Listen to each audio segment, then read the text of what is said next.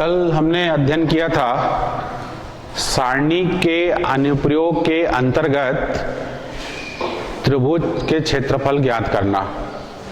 यदि त्रिभुज के तीनों शीर्षों के निर्देशांक दिए गए हों तो हम उसका क्षेत्रफल सारणी के द्वारा हम ज्ञात कर सकते हैं। कल हमने अध्ययन किया। अनुप्रयोग के अंतर्गत आज हम अध्ययन करेंगे क्रेमर नियम।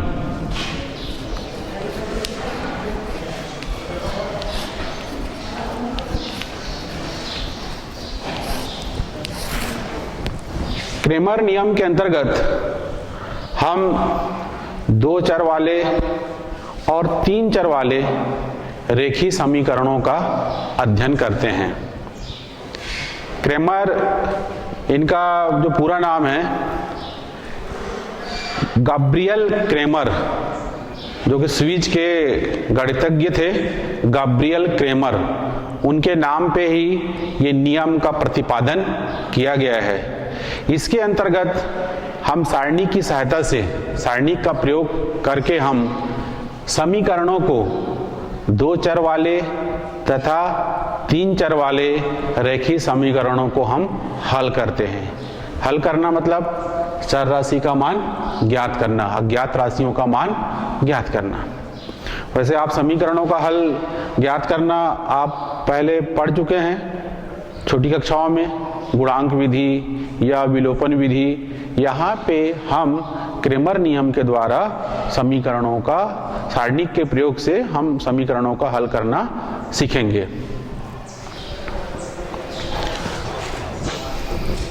सबसे पहले हम देखते हैं 2 चर वाले रेखीय समीकरण। 2 चर वाले रेखीय समीकरण, 2 चर वाले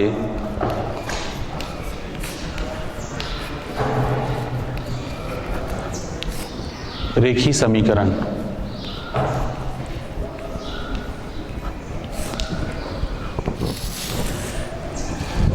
क्रेमर नियम के सवाल प्रायः परीक्षा में पूछे जाते हैं, बोर्ड एग्जाम में। ये बहुत ही important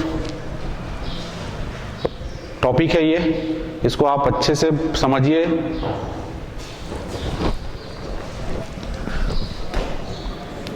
a1x plus b1y plus c1 is equal to 0, पहला समीकरण। दूसरा समीकरण a2x plus b2y plus c2 is equal to 0, ये दूसरा समीकरण।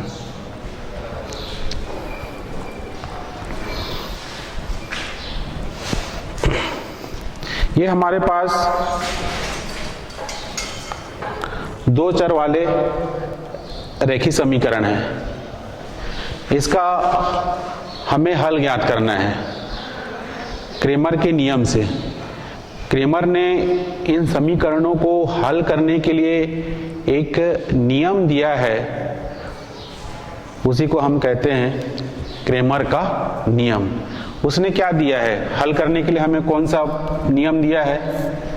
इसका हल करने के लिए हमें नियम दिया है x upon dx is equal to minus y upon dy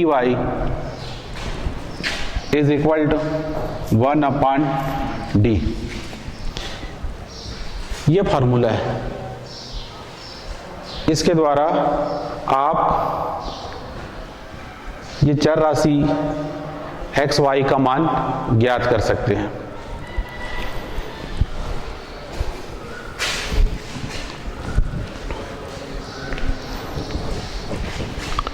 अब देखिए यहाँ पे dx, dy और d क्या होता है? dx किसके बराबर है?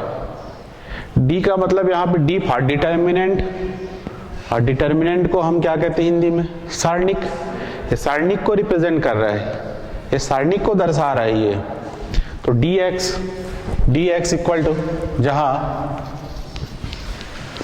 dx बराबर x के लिए, dx निकालने के लिए हम क्या करेंगे? इन समीकरण में से हम x वाले जो पद है इसको छोड़ देंगे, किसको छोड़ देंगे? x वाले पद को छोड़ देंगे, ये इसको ड्रॉप कर देंगे, ये लेंगे b1 b2 c1 c2, ये हो जाएगा हमारा dx। b1 b2 c1 c2, ये हमारा निकल गया dx। अब dy देखते हैं हम। dy के लिए हम क्या करेंगे? हम y को ड्रॉप करेंगे, इसको छोड़ देंगे, y वाले पद को छोड़ देंगे, इसको लेंगे और इसको लेंगे। c कांस्टेंट है, यहाँ पे अचर संख्या है, यहाँ पे कोई नंबर आएगा आपको प्रश्न में मिलेगा, 2 4 6 जो भी नंबर मिलना होगा यहाँ पे मिलेगा आपको।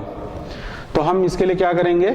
इसको हम छोड़ देंगे y वाले पदों को, a1 a2 c1 c2, a1 a2 c1 c2।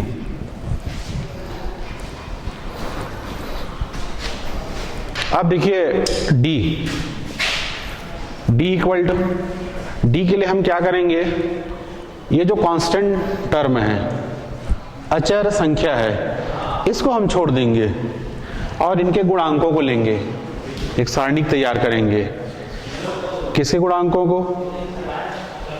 x y के गुणांकों को हम लेंगे यहाँ पे, इसको हम ड्रॉप कर देंगे। समझ में आ रही है बात? तो ये हो जाएगा हमारा a1 a2 b1 b2।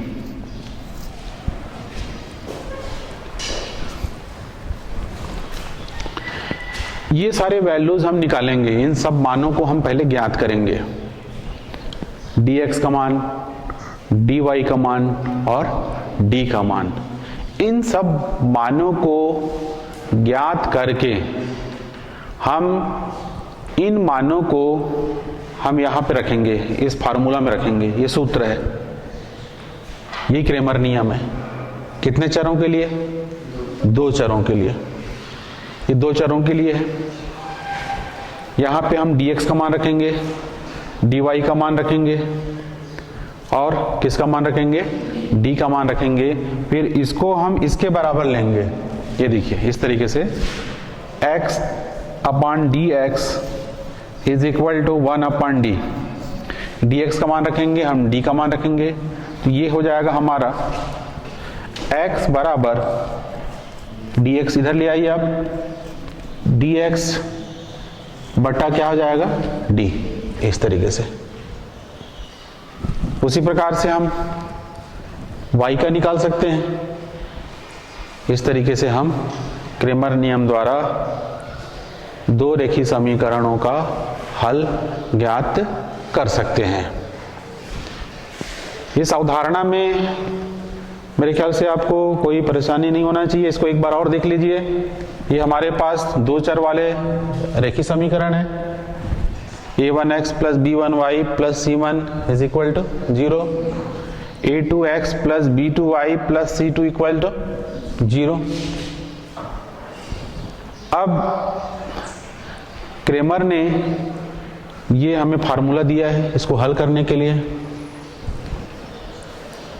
x upon dx is equal to minus y upon dy is equal to 1 upon d। अब dx dy d क्या चीज है ये हमने यहाँ पे लिख दिया है। dx हम कैसे निकालेंगे, कैसे ज्ञात करेंगे? dx x वाले पदों को हम छोड़ेंगे, क्या निकालने के लिए? dx निकालने के लिए। b1 b2 c1 c2, ये हमारा dx निकल गया। dy निकालने के लिए हम क्या करेंगे? y वाले पदों को हम छोड़ देंगे, ये इसको छोड़ देना है, a1 a2 c1 c2, ये dy निकल गया।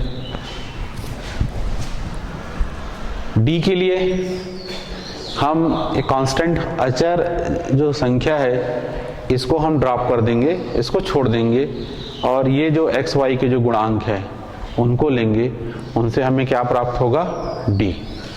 ये हो गया a1 a2 b1 b2। ये इस तरीके से ये dx, dy और d हम प्राप्त करेंगे और फिर ये मानों को हम इस सूत्र में रखेंगे और सूत्र में रखकर फिर हम x, y का मान ज्ञात करेंगे। अब इससे हम संबंधित एक आध सवाल देखते हैं।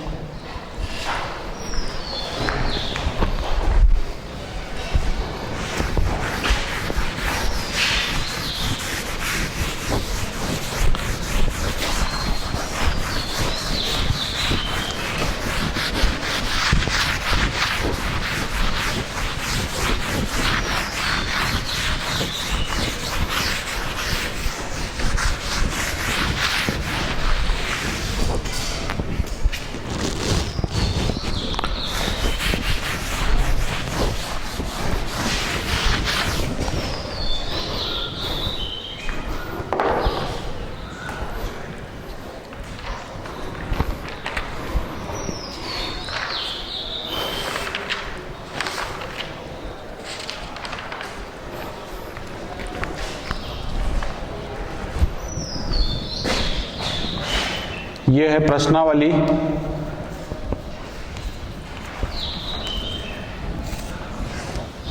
एक 1.13 ये नवबोध की किताब से है। क्वेश्चन नंबर 1, पहला प्रश्न,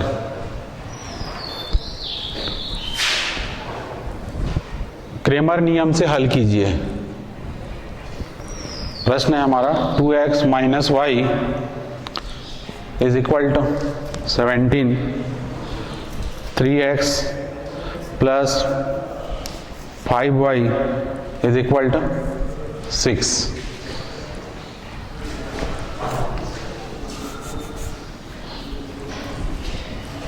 ये हमारे पास ये दो समीकरण है। कैसे समीकरण है? रेखीय समीकरण है। रेखीय समीकरण का तात्पर्य क्या होता है? जिसमें चर राशि की घात क्या होती है? अधिकतम घात क्या होती है? 1 होती है। उसे हम क्या कहते हैं? रेखीय समीकरण कहते हैं। यहाँ x की घात कितनी है? 1 है। 2 उसका क्या है? गुणांक है। y की घात कितनी है यहाँ पे? 1 है।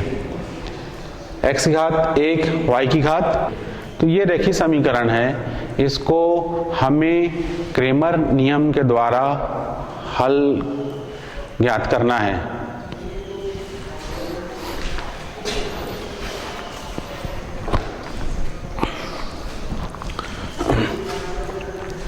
देखिए, सबसे पहले ये जो समीकरण दिए गए हैं इसको पहले हम इसको स्टैंडर्ड फॉर्म में लिखेंगे। आप जब स्टैंडर्ड फॉर्म दिखे थे उसमें जो कांस्टेंट इधर था इक्वल के लेफ्ट साइड में था, ये आपने देखा था standard form a1x plus b1y plus c1 is equal to 0। Right side में क्या था? 0। इसके लिए हमारा फार्मूला बना है और इसको अगर हम ऐसे ही लेंगे तो हमारा आंसर गड़बड़ा जाएगा, आंसर गलत आएगा हमारा। पहले इसको हम इस तरीके से फॉर्म में अरेंज करेंगे, उसको व्यवस्थित करेंगे। a2x plus b2y plus c2 equal to 0। पहले इस फॉर्म में उसको हमें लिखना होगा। ज़्यादातर बच्चों से गलती यहीं पे होता है, वो जैसा प्रश्न रहता है उसी प्रकार से हल कर देते हैं और फिर आंसर आता नहीं है। अब पहले हम इसको स्टैंडर्ड फॉर्म में लिखेंगे तो ये हो जाएगा हमारा 2x minus Y minus 17 is equal to 0। इसको हम समीकरण 1 के लिए लेते हैं। 3x plus 5y minus 6 is equal to 0। ये हो गया हमारा समीकरण नंबर 2। अब इसका जो सूत्र होता है, सूत्र में मान रखने के लिए हमें क्या क्या निकालना है? dx, dy और d निकालेंगे। तो dx हम कैसे ज्ञात करेंगे? अब dx बराबर, dx के लिए मैंने बताया आपको हमें किसको छोड़ना है? x वाले पदों को छोड़ना है, ये पदों को हमें छोड़ना है। ये y के गुणांक को लेना है हमें, y के गुणांक को लेना है हमें। तो ये हो जाएगा यहाँ पे -1, 5, -17,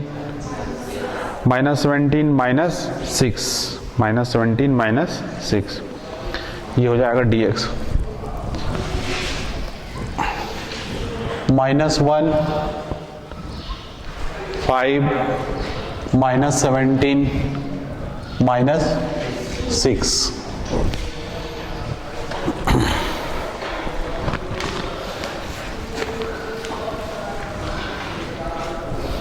अब इसका मान हम ज्ञात कर लेते हैं। ये हमारा द्वितीय कोटि का सारणिक है, इसका प्रसार आप जानते हैं। पहले हम किसका गुणा करते हैं?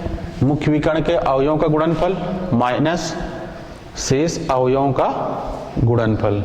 तो ये हो जाएगा, ये ऋण 1 गुणा क्या हो जाएगा? ऋण 6। क्या मिलेगा हमें? धन का 6।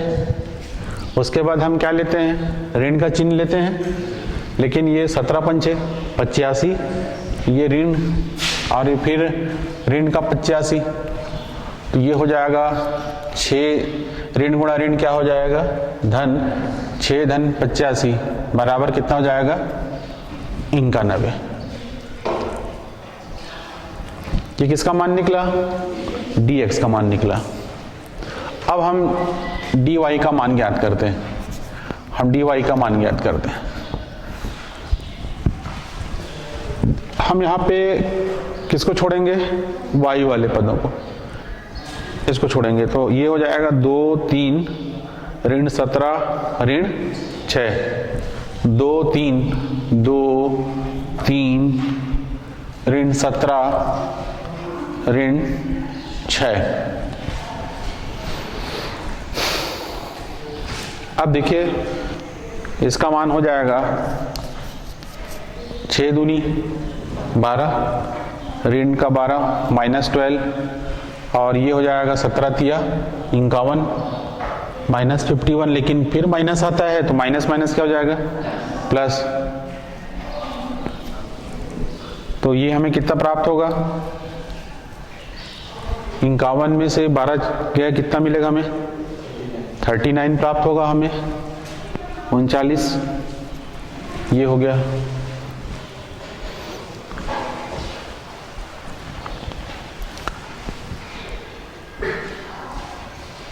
अब हम निकालते हैं d बराबर, इसके लिए हमें क्या करना है? इसके लिए हमें ये अचर पदों को छोड़ना है। इसके लिए हमें अचर पदों को छोड़ना है। तो जब हम अचर पदों को छोड़ेंगे तो हमें क्या क्या मिलेगा? 2, 3, -1, 5, 2, 3, 2, 3, -1, 5, ये 2, 3, दूसरे स्तंभ में -1, 5। इसका मान हमें प्राप्त होगा 5 दूनी 10, मुख्य विकर्ण के अवयवों का गुणनफल, फिर माइनस साइन लेंगे क्योंकि यहाँ माइनस है, तो माइनस माइनस क्या हो जाएगा? प्लस हो जाएगा। प्लस का क्या मिलेगा हमें? 3 मिलेगा, और 10 और 3 कितना हो गया? 13। तो हमें ये मान प्राप्त हो गए, dx का मान, ये dy का मान, और ये d का मान। अब हम क्रेमर नियम से इस सूत्र लगा के हम इसका चर राशि का मान ज्ञात करेंगे। ठीक है।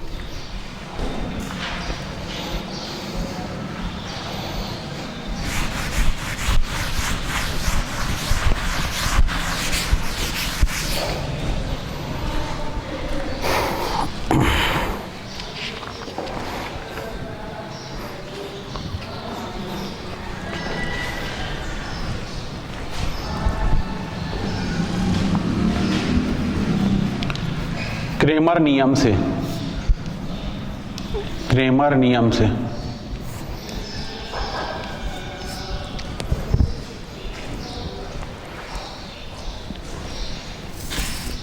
हम जानते हैं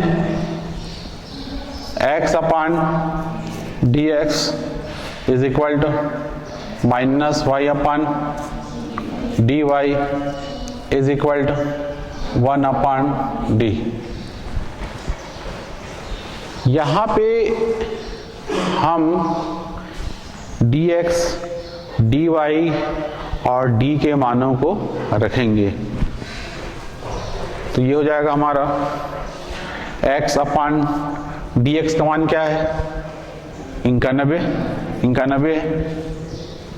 बराबर ऋण y बटा dy का मान 39, dy का मान यहाँ पे हमने 39 रखा बराबर 1 बटा d, तो d का मान क्या है 13 है, ये हमने रखा यहाँ पे।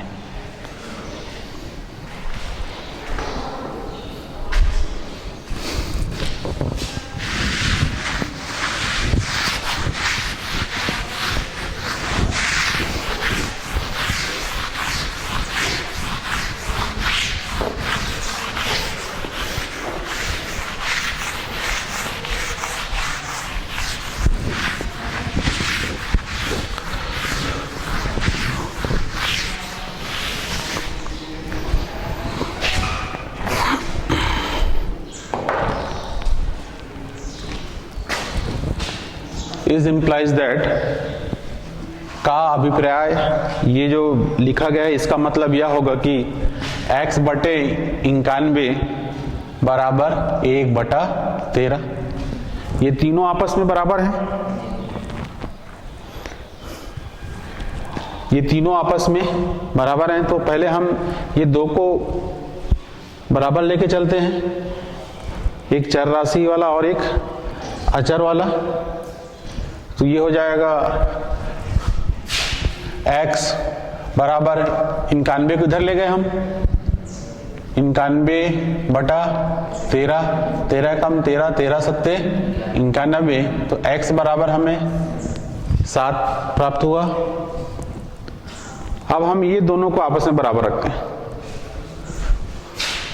माइनस y बटा 39 बराबर 1 बटा 13, तो इसको हम लिख सकते हैं ऋण y बराबर 39 बटा 13, 39 बटा 13, तो ये हो जाएगा हमारा ऋण y बराबर 13 कम 13, 13 से कट जाएगा, 13 तिया 39, y बराबर ऋण y बराबर 3, इस माइनस साइन को हम इधर ले जा सकते हैं, तो ये हमें प्राप्त होगा y बराबर ऋण 3। इस तरीके से हमें जो समीकरण दिया गया था उसका हल हमें प्राप्त हुआ, x बराबर 7 और y बराबर ऋण 3।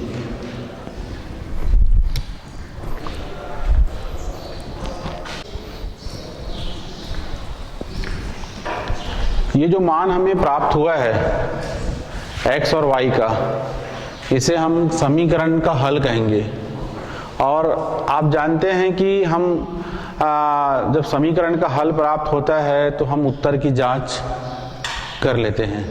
तो यहाँ पे ये देख लीजिए, ये जो हमें x और y का जो मान प्राप्त हुआ है वो सही है कि नहीं। हम समीकरण में पहले इन मानों को रखते हैं और रखने पे अगर हमें दोनों पक्ष बराबर मिल जाता है, इसका मतलब यह है कि हमारा जो आंसर है वो बिल्कुल सही है।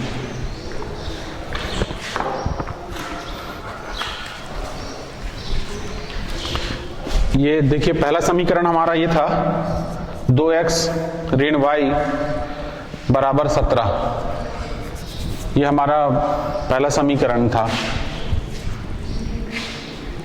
और दूसरा समीकरण हमारा 3x धन 5y बराबर 6, ये हमारा दूसरा समीकरण था।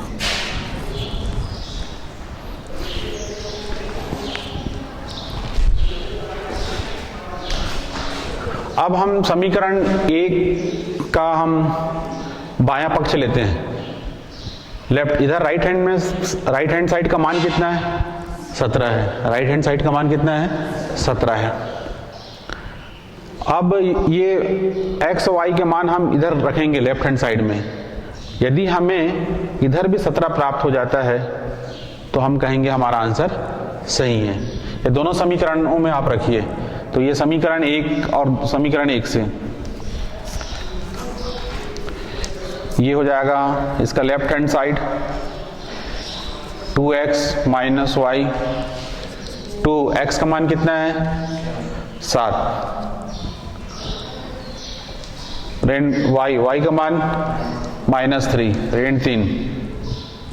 अब ये देखिए 7 दूनी 14, माइनस इंटू माइनस प्लस, ये +3, 14 और 3 17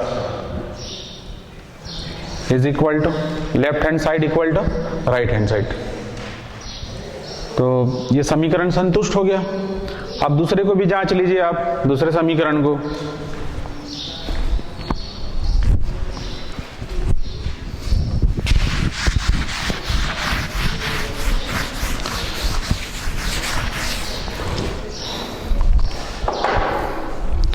समीकरण 2 से, समीकरण 2 से इसका हम लेते हैं left hand side 3x plus 5y। यहां पे हम मान रखते हैं x का मान कितना है? x का मान 7, 5, y का मान -3, y का मान -3, 7 दिया 21, 5 दिया 15, प्लस इंटू माइनस माइनस, तो ये हमें प्राप्त होगा 6, जो कि इधर भी राइट हैंड साइड में 6 है, लेफ्ट हैंड साइड में भी हमें 6 प्राप्त हो गया। ये हमारे दोनों समीकरण क्या हो गए? उस मानों के लिए संतुष्ट हो गए। इससे हम भी संतुष्ट हो जाएंगे कि हमारा जो उत्तर बिल्कुल सही है। हम परीक्षा दिलाते हैं, परीक्षा में हम प्रश्न हल करके आते हैं और कई बार हमको अपनी गलती पता नहीं रहता, हम 4 में 4 नंबर उसमें हिसाब लगाते हैं और कुछ उसमें मिस्टेक होने के कारण ऐसा होता है कि हमको 1 नंबर भी नहीं मिलता है। तो आप उत्तर की जांच कर लेंगे, अगर ये ऐसा दोनों समीकरण संतुष्ट हो जाते हैं तो आप बिल्कुल 100% आप श्योर हो जाओगे कि हमारा आंसर सही है। और ये जो क्रेमर नियम के अंतर्गत सवाल प्रायः पूछे ही जाते हैं बोर्ड एग्जाम में, इसको आपको बहुत अच्छे से प्रिपेयर करना है।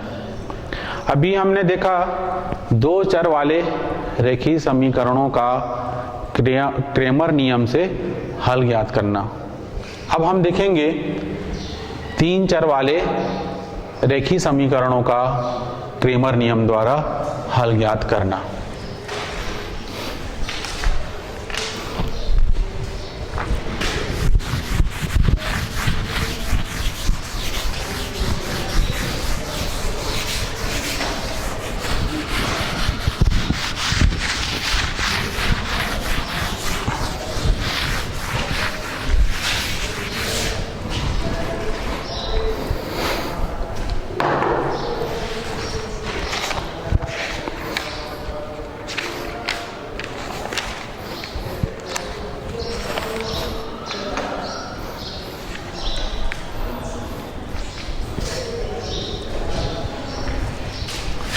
तीन चर वाले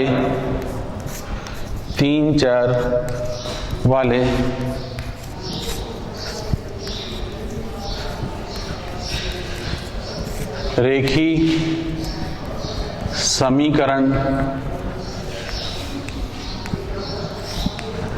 समीकरण निकाय का हल, निकाय का हल।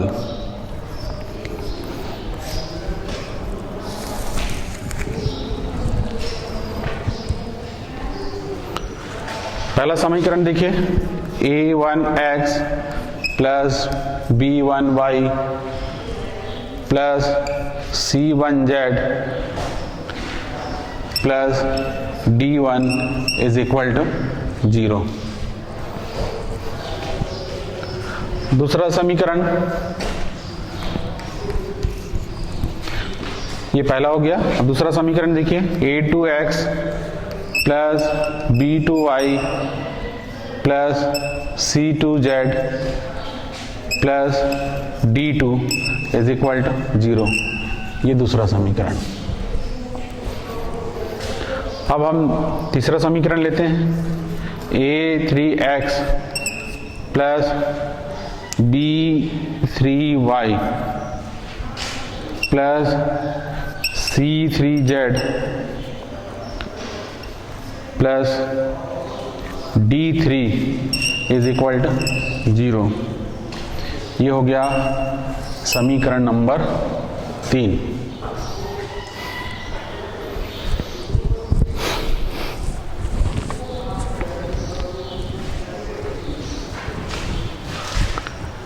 ये 3 चर वाले रेखीय समीकरण है हमारे पास। 3 समीकरण है हमारे पास। अब इसका हम हल ज्ञात कैसे करते हैं? किसके द्वारा? क्रेमर नियम से। क्रेमर नियम से इसका हल ज्ञात करने का कैसा इसका सूत्र है, कैसे इसका हल ज्ञात किया जाता है, ये अभी हम यहाँ पे अध्ययन करेंगे। इसके लिए सूत्र दिया गया है, इसके लिए जो नियम दिया गया है इसका हल ज्ञात करने के लिए, x upon dx x upon dx is equal to minus y upon dy is equal to z upon dz is equal to 1 upon d, या माइनस, यहाँ पे माइनस।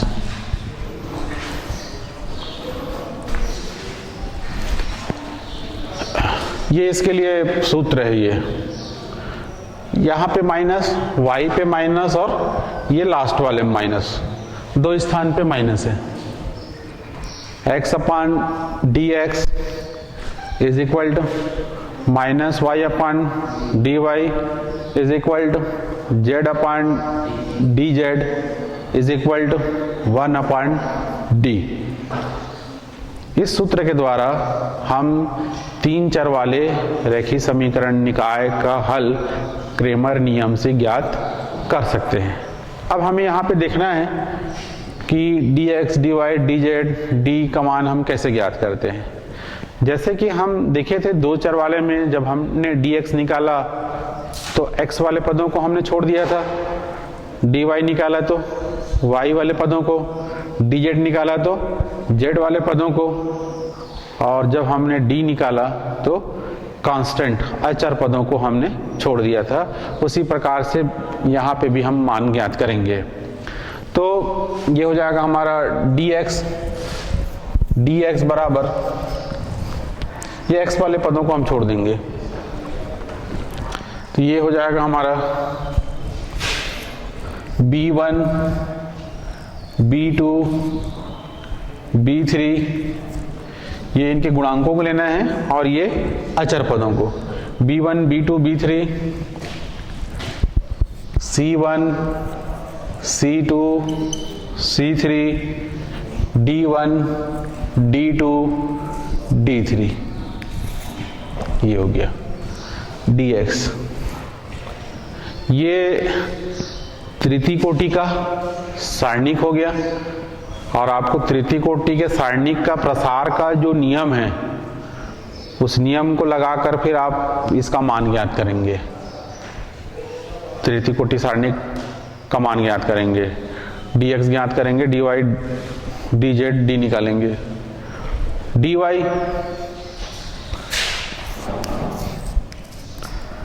हम y को छोड़ेंगे, यहाँ पे y वाले पदों को हम ड्रॉप कर देंगे, a1 a2 a3 c1 c2 c3 d1 d2 d3, A1 A2 A3, A1 A2 A3, C1 C2 C3,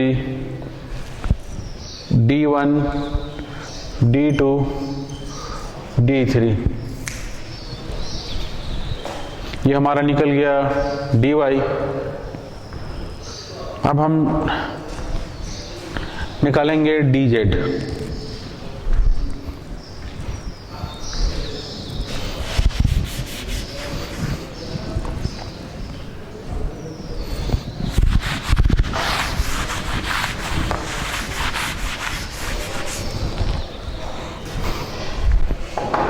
dz,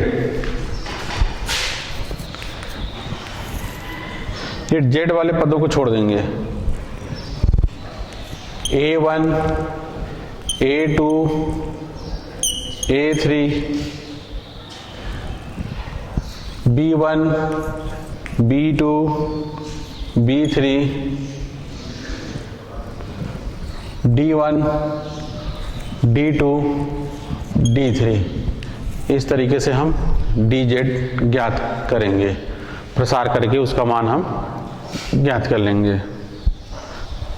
अब हमारा क्या बच गया, कौन सा, d।